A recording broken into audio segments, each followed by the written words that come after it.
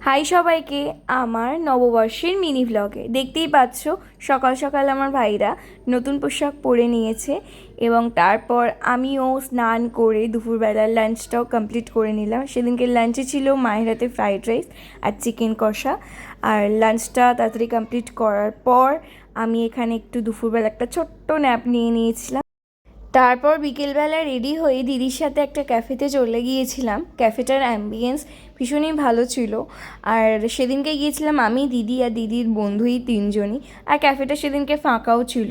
তো আমরা ক্যাফেতে গিয়ে দুটো পিৎজা অর্ডার করেছিলাম। পিৎজাগুলো খেতে মোটামুটি ছিল।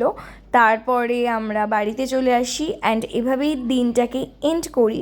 এবছর নববর্ষের দিনটা এভাবেই স্পেন্ড করলাম। আর এই ভ্লগটাও এখানেই শেষ করছি।